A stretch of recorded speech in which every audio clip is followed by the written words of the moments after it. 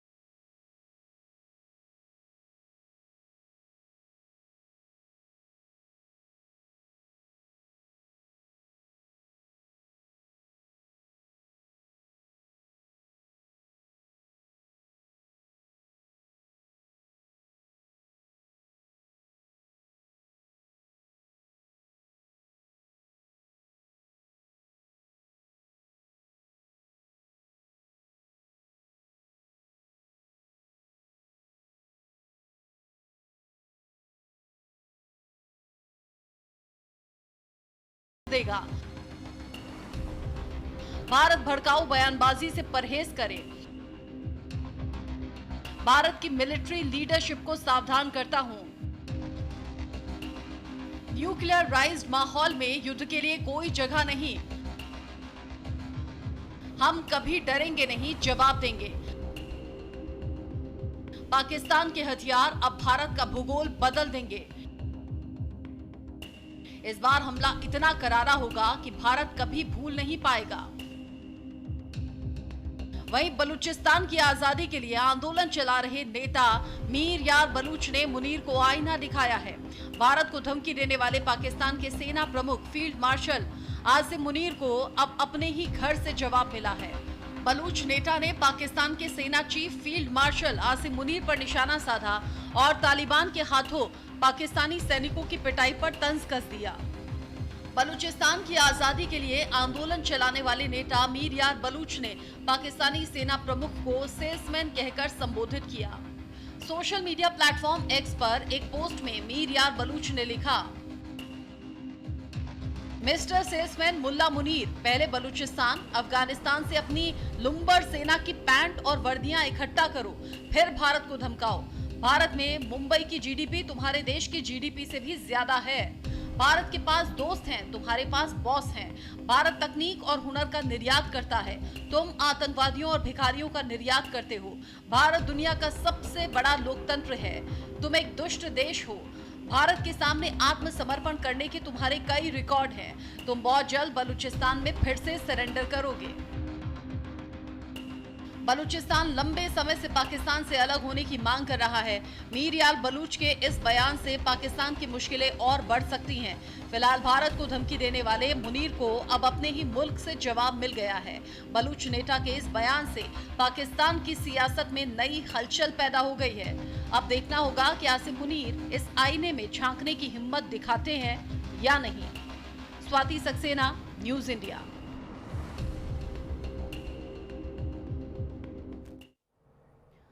पाकिस्तान के हालात तो किसी से छिपे नहीं हैं। ऑपरेशन सिंदूर में भी पाकिस्तान को कैसे मात मिली ये भी दुनिया ने देखा, लेकिन बावजूद इसके आसिम मुनीर का बार बार सिर उठाना या भारत के खिलाफ बयानबाजी करना या फिर भौगोलिक नक्शे में तब्दीली की बात करना, ये क्या दिखाता है और क्या दर्शाता है और क्या आसिम मुनीर के दिमाग में चल रहा है, वो भी तब जब अपने ही देश के लोग आईना दिखाने का काम कर रहे हैं। या फिर ये कहिए फील्ड मार्शल का जो तमगा पाया था वो फील्ड मार्शल साबित हो गया है। मेरे साथ इस पर बात करने के लिए खास मेहमान जुड़ गए हैं। मेरे साथ में जुड़ गए हैं colonel retired Sanjeev Sirohi sir, defence expert के तौर पर, और डॉक्टर DK गुप्ता मेरे साथ में जुड़ गए हैं विदेश मामलों के जानकार के तौर पर। आप दोनों का ही न्यूज इंडिया पर बहुत स्वागत। Colonel Sirohi, Asim Munir field marshal हैं, ये वक्त वक्त पर साबित होता रहा है। मीरयार बलूच का ये पोस्ट कुछ ऐसा ही दिखा रहा है कि वो महज सेल्समैन बनकर रह गए हैं। पाकिस्तान के आज की डेट में दोस्त नहीं होते, वहां सिर्फ बॉस होते हैं। लेकिन अगर ऑपरेशन सिंदूर पर मात खाने के बाद भी पाकिस्तान इस तरह की बयानबाजी कर रहा है, तो इसके पीछे कोई और ताकत आपको नजर आ रही है क्या? रचना जी, सबसे पहले तो मैं आपका धन्यवाद देता हूँ। आपने अपने चैनल पे एक अहम मुद्दे पे बात करने के लिए बुलाया। जय हिंद। आपने जो बोला है बिल्कुल सही बोला है। ये आसिम मुनीर को जो है ना, अभी ये बोलने की आदत है। और उन्होंने जो है, जब 20 या 22 को जो पहलगाम हुआ था, उससे पहले आपको याद हो 15-16 अप्रैल को भी उन्होंने इसी तरह की बयानबाजी दी थी, और अब इन्होंने फिर वही बयानबाजी दी। जहां तक सवाल है फील्ड मार्शल का, तो वो तो उन्होंने अपने आप को फील्ड मार्शल बना दिया, और मेरा ख्याल दुनिया में पहले फील्ड मार्शल है जो कि लड़ाई हार के फील्ड मार्शल बने, और वो भी 4 दिन की लड़ाई। उसके बाद उन्होंने फील्ड मार्शल ही नहीं बनाया, अपने आप को हिलाले जरूरत भी, जो सेकंड हाईएस्ट डेकोरेशन है जो किसी जवान को लड़ाई में मिलता है, उन्होंने अपने आप को वो भी दे दिया। तो ये तो हम कह रहे हैं कि वो हार गए, वो तो पाकिस्तान तो इस चीज को ये जानते हुए कि भी हार गया, वो अपनी हार नहीं मान रहा है। इसलिए उनकी जो ये बयानबाजी करते हैं, वो हमेशा इस तरीके से बयानबाजी देते हैं। पहले भी इन्होंने दी, अब भी देती। जैसे वो ऑपरेशन सिंदूर में उन्होंने बहुत बड़ी सफलता हासिल करी, और उसी की वजह से उनको फील्ड मार्शल बनाया गया, और हिलाले जुर्रत उनको जो है दिया गया। अभी प्रॉब्लम ये है, ये जो बोल रहे हैं आसिम मुनीर, ये हमारे डिफेंस मिनिस्टर ने बोला, उसके बाद एयर चीफ ने बोला, उसके बाद हमारे आर्मी चीफ ने बोला, और हमारे डिफेंस मिनिस्टर तो यहाँ तक कहा कि पाकिस्तान की ज्योग्राफी और हिस्ट्री दोनों बदल जाएगी। तो उसी के जवाब में ये अपनी पब्लिक को ये डोमेस्टिक कंजम्पशन के लिए पता बोल रहे हैं। उनको भी पता है कि भारत जानता है कि वो क्या बोल रहे हैं और उनकी बोलने की क्या औकात है। वो सिर्फ अपनी पब्लिक को, क्योंकि ये जो एड्रेस कर रहे थे, ये अपने आर्मी के जवानों के या अफसरों के सामने एड्रेस कर रहे थे, तो उनके सामने तो ये बोलना पड़ेगा, नहीं तो फिर उनको जो है कौन पूछेगा। दूसरी चीज जो सबसे इंपॉर्टेंट है, जो आपने अहम मुद्दा उठाया कि इसके पीछे कौन है। देखिए, जब ये 16 अप्रैल को बोल रहे थे, तो तब इनको ये था कि हमारे पीछे चीन खड़ा है।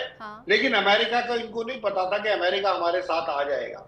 लेकिन आज जो है चीन भी इनके पीछे खड़ा है, और अमेरिका भी इनके पीछे खड़ा है। और ये जो आसिम मुनीर के इतने बोल निकल रहे हैं, जो इतनी बड़ी बड़ी बातें कर रहे हैं, ये न्यूक्लियर थ्रेट की दोबारा बातचीत कर रहे हैं, ये कह रहे हैं कि हम जो है ज्योग्राफिया बदल देंगे। जो ज्योग्राफी ह्यूमिडिटी भारत की है कि भाई ऊपर नॉर्थ में हिमालयाज हैं, साउथ में जो है सागर हैं, तो भारत के ऊपर हमला नहीं हो सकता। तो ये उनका इनडायरेक्टली ये मैसेज है कि इस बारी जो भी दहशतगर्दी होगी, जैसे बंबई में अटैक हुआ था, उसी तरीके से हो सकता है ये अटैक करने की तैयारी कर रहे हो। और इनके साथ एक चीज और उन्होंने बोली, जिसको हमें हमेशा ध्यान में रखना है। उन्होंने कहा है इकोनॉमिकली भी उनका जो भी वो कुछ करेंगे, उसका भारत के ऊपर इकोनॉमिक्स के ऊपर इकोनॉमिकली भी फर्क पड़ेगा, क्योंकि भारत की जो आज जो है लार्जेस्ट जो है ड्रिवन इकोनॉमी है, 6.6% से हमारी इकोनॉमी बढ़ रही है। तो इसलिए उन्होंने इकोनॉमी का भी जिक्र किया है। और मेरा ये मानना है, हमको उनकी बातों को जो है सहज में नहीं लेना चाहिए। हमको अपने आप को तैयार रहना चाहिए कि अब की बारी जो दहशतगर्दी का कोई भी अंजाम देंगे, वो उस जगह देंगे जिस तरीके से बंबई में दिया था। हमारे फाइनेंशियल कैपिटल के ऊपर पहुंचा सकते हैं, स्टॉक एक्सचेंज के ऊपर कोई ना कोई ऐसा काम करेंगे जिससे इकोनॉमिक अनस्टेबिलिटी आ जाए। क्योंकि उनको ये पता है कि भारत जिस रफ्तार से इकोनॉमिकली बढ़ रहा है, 2-4 साल 5 साल बाद भारत बहुत आगे निकल जाएगा, और पाकिस्तान सपने में भी नहीं सोच पाएगा कि भारत के साथ किया जाए। तो मेरा ये मानना है, डोनाल्ड ट्रंप साहब का जो हाथ उनके ऊपर आया है, और उसके बाद ये जो बातें बोल रही है, हमको इनकी बातों को सीरियसली लेना चाहिए। और हमारी सरकार और हमारे सिक्योरिटी फोर्सेस, हमारे आर्म फोर्सेस को हमेशा चौकन्ना रहना चाहिए। और यही बात डिफेंस मिनिस्टर और तीनों चीफ अलग अलग प्लेटफॉर्म पे बार बार बोलते आए। बिल्कुल, हाल ही में आर्मी चीफ की तरफ से भी ये बोला गया था कि कभी भी ऑपरेशन सिंदूर पार्ट 2 हो सकता है। ये सिर्फ रोका गया है, ऐसा नहीं कि खत्म हो गया है। फिर रक्षा मंत्री राजनाथ सिंह की ओर से भी बार बार पाकिस्तान को सीधा और कड़ा संदेश दिया गया और ऐसे में पाकिस्तान की तरफ से जवाब तो आया लेकिन बगैर सोचे समझे आया। डॉक्टर DK गुप्ता, अब हम तो उन्हें आईना दिखाएं, उससे पहले बलूचिस्तान में बलूच नेता मीर बरूच ने जो पोस्ट किया है ना, वो वाकई ऐसा आईना है कि अगर वाकई शर्म होती तो आसिम मुनीर अपने अंदर झांकते। सीधे कह दिया कि भाई जितनी तुम्हारे देश की GDP है ना, उससे ज्यादा तो भारत में अकेले मुंबई की है, उससे ज्यादा ही है बल्कि, तो इसलिए सोच समझकर बोलो। सेल्समैन तक कह दिया। सीपेक परियोजना, फिर डोनाल्ड ट्रंप यानी अमेरिका के साथ में जो डील बलूचिस्तान को लेकर हुई, उसको लेकर जो नाराजगी थी वो भी साफ कर दी गई और ये कह दिया कि भारत के सामने तुमने बार बार सरेंडर किया है, एक बार फिर से करोगे, इनफैक्ट बलूचिस्तान में भी करोगे। होने क्या वाला है आपके लिहाज से पाकिस्तान में? जी जी, सभी लोगों को पहले तो दीपावली की हार्दिक शुभकामनाएं। और मेरी इच्छा रहेगी कि सभी लोग को धन लाभ कम हो या ज्यादा हो, लेकिन स्वास्थ्य लाभ पूरे साल रहे। और जहां तक बात है मुनीर, देखिए जो इंटरनल पॉलिटिक्स है पाकिस्तान की, अगर हम जब से पाकिस्तान ने जन्म लिया है और आज तक पाकिस्तान के बीच की एक इंटरनल पॉलिटिक्स ऐसी कि भारत के खिलाफ कितना जहर उगलोगे उतना ही तुम्हारी अस्थायित्व वहां बना रहेगा। उससे आप अगर परवेज मुशर्रफ को देख लीजिए, जुल्फिकार अली, आप उनको जियाउल हक को देख लीजिए, जियाउल हक ने भारत को बोला था कि ब्लीडिंग इंडिया। तो वहां पे एक साइकोलॉजी है पाकिस्तान के अंदर कि जो भी जनरल आएगा वो ऐसी चीजें करेगा ताकि उसकी जो डेमोक्रेटिक सेटअप से बनी हुई सरकार है उसके पैरेलल एक उसकी महत्ता बनी रहे। और जो बलूच जो बोल रहे हैं, ये देखिए बलूच और पख्तूनवा ये सब एज ऑफ नाउ, अगर मैं कॉमर्स की भाषा में बोलूं तो भारत के लिए एक स्टॉक इन ट्रेड है, स्टॉक इन ट्रेड है भारत के लिए, क्योंकि एक उसको पाकिस्तान को एंगेज करके रखेंगे। और ये जो नेता, जो बलूच के नेता है, लोग जो बोल रहे हैं, ये भारत के लिए एक मैं कहूंगा शुभ संकेत है, क्योंकि उसमें ही इंदिरा गांधी ने 89 के दौरान 84 से पहले पूरे पाकिस्तान को एंगेज करके रखा था। और अच्छी बात है कि हमारी रॉ और IB बहुत सफल रही हैं और पिछले 6-7 साल प्रधानमंत्री मोदी के दौरान भी इस तरह से बहुत सारे आतंकवादी वहां मारे गए। इंटेलिजेंस का हमारा बहुत बड़ी सफलता रही है। हम शायद इसको बता नहीं पाते हैं सबको कि हमारी इंटेलिजेंस की बहुत बड़ी सफलता रही है, लेकिन हम उसको ऑफिशियली डिक्लेयर नहीं कर सकते। और कितने लोग मारे गए, सब छुप के बैठ गए। इस सिंदूर ने जो है सारे आतंकवादियों को बॉर्डर से हटा के अफगानिस्तान की साइड कर दिया। उसी का परिणाम है TTPA का जो लड़ाई चल रही है पाकिस्तान की। ये भारत का बाई प्रोडक्ट है। भारत ने जो सिंदूर में इतनी पिटाई की आतंकवादियों की कि उनको अपना बेस चेंज करके पाकिस्तान बॉर्डर पे जाना पड़ा। और वहां जब बॉर्डर पे जाए तो वहां TTPA की सत्ता है, तो वो उन्होंने अटैक करना शुरू कर दिया। जब अटैक करना शुरू कर दिया तो भारत अफगानिस्तान में जो है लड़ाई शुरू हो गई। तो सब मिला जुला के आप सही करें कि जो अथॉरिटी, देखिए केवल मुंबई का ही नहीं है, मुंबई की GDP और पाकिस्तान की GDP की तुलना नहीं करें। हम देखें कि 88,000 जो है बैरल पर डे तेल निकालता है पाकिस्तान, और 85% तेल आयात करता है। लेकिन पाकिस्तान के सपने में कि ठीक है हम आपको तेल भारत को निर्यात करवाएंगे, तो एक ऐसे लॉलीपॉप्स हैं अमेरिका की तरफ से पाकिस्तान को, क्योंकि पाकिस्तान एक लट्टू सा घूम रहा है और उसके थ्रू जो जियोपॉलिटिकल उसकी स्थिति है, नो डाउट पाकिस्तान की जियोपॉलिटिकल जो स्थिति जो लोकेशन है, वहां से वो अफगानिस्तान को भी देखता है, वहां से चाइना को भी देखता है, वहां से ईरान को भी US टैकल कर सकता है, वहां से रसिया को भी टैकल कर सकता है। तो इसलिए वो बिरयानी खिला रहे हैं, कभी कुछ बुला रहे हैं, कभी उनको बहुत बड़ा नेता बोल रहे हैं शरीफ को। तो ये सब ऐसी चीजें केवल और केवल यहाँ पे एक ही चीज मैं देख रहा हूँ, वो है केवल US की अपने स्ट्रेटेजिक और जियोपॉलिटिक्स की टारगेट्स, जिसको पाकिस्तान अचीव कर रहा है, और उसी का मुनीर फायदा उठाते हुए। लेकिन एक चीज और है कि मुनीर न किसी भी एक सैनिक है, मुनीर एक वहां का एक सैनिक है, एक ब्यूरोक्रेसी तो नहीं कहेंगे, एक सरकारी नौकर है, जिसको हम कहें तो एक सरकारी नौकर के रूप में काम कर रहे हैं। तो हमें तो उसको वैल्यू देना ही नहीं है। हमारे इंटेलिजेंस रॉ को सारी चीजें अंदर अंदर करनी है, लेकिन हम अगर रोज अगर कुछ मुनीर बोलता रहेगा तो हम उसको रिएक्ट नहीं करना, हमको रिस्पॉन्स करना है, रिएक्ट बिल्कुल नहीं करना है, और न उसको वैल्यू देना है। क्योंकि एक और प्लूटो ने अपने बुक्स में लिखा है कि किसी भी देश की डेमोक्रेसी और उसकी स्थायित्व तभी बेटर होगा जब वहां की सैनिक सत्ता जो भी स्टेटमेंट जारी करे वो सिविलियन के थ्रू करे। और वहां पे डेमोक्रेसी है ही नहीं। आपका डिक्लेयर है कि वहां पे आर्मी, क्योंकि उनके गृह मंत्री ने भी, फॉरेन मिनिस्टर ने बोला कि हम दुआ सरकार चला रहे हैं। तो ये एक देश के लिए एक पेटेंट, जो अगर कहेंगे जो डेमोक्रेसी है वहां पे है, और सैनिक सत्ता को वहां पे नहीं बोलना चाहिए। और भारत में बहुत अच्छा एक परंपरा है कि हमारे सैनिक कभी भी विदेश मंत्रालय और रक्षा मंत्रालय के थ्रू बात करते हैं। लेकिन वहां पे जो भी बोलता है, वहां पे तो क्रिकेटर भी कुछ भी बोल देता है। तो यहाँ पे एक इंटरनल सेटअप की वीकनेस है। हाँ। तो मैं समझता हूँ कि मुनीर जब भी कुछ भी बोलेंगे तो उसको भारत आपने अभी थोड़ी देर पहले, हाँ, आपने अभी थोड़ी देर पहले ये भी कहा कि आसिम मुनीर है क्या सरकारी नौकर है, लेकिन कर्नल संजीव सिरोही इंटरनेशनल दौरों पर आसिम मुनीर आके नजर आते हैं, शहबाज शरीफ साइड लाइन होते हुए नजर आते हैं। आसिम मुनीर के दिल दिमाग में प्लानिंग आखिर क्या चल रही है, और आगे से आगे बढ़कर अगर भारत के खिलाफ इतने बड़े बयान दिए जा रहे हैं तो इसका मतलब क्या निकाला जाए? रचना जी, जो डीके गुप्ता साहब बोल रहे हैं, ये जो बातें बोल रहे हैं वो डेमोक्रेसी की वो थ्योरेटिकल बातें हैं। होना यही चाहिए कि जो फौज है वो एक सरकारी नौकर है, और उनको जो सरकार चला रही है उनके हिसाब से चलना चाहिए, ना कि अपनी इंडिपेंडेंट व्यूज देनी चाहिए। लेकिन आप पाकिस्तान की अगर हिस्ट्री देखिए तो पाकिस्तान की हिस्ट्री में ज्यादातर जो है सिविलियन गवर्नमेंट कम चली है, और जो है आर्मी की डिक्टेटरशिप ज्यादा चली है। और जो सिविलियन गवर्नमेंट चली भी है वहां पे जो है आर्मी की चली है, सिविलियंस की नहीं चली। आप देखिए 99 में जब अटल बिहारी वाजपेयी साहब जब गए थे वहां पे फरवरी के महीने में लाहौर डिक्लेरेशन करने, नवाज शरीफ के साथ बैठ के लाहौर डिक्लेरेशन की, और परवेज मुशर्रफ ने मई के महीने में अपने जो है वो जो सैनिक और जो है बोलते रहे कि मुजाहिदीन है, उनको कारगिल में बिठा दिया। उसके बाद आप देखिए जो शहबाज शरीफ को जो है डोनाल्ड ट्रंप साहब जो है इनवाइट करते हैं आसिम मुनीर को, ना कि शहबाज शरीफ को। उनको मेरा ख्याल वो पहले सर्विंग जनरल होंगे पाकिस्तान के जिन्होंने व्हाइट हाउस में जाके लंच किया है। तो आप इससे अंदाजा लगा सकते हैं कि पाकिस्तान में कौन इंपॉर्टेंट है।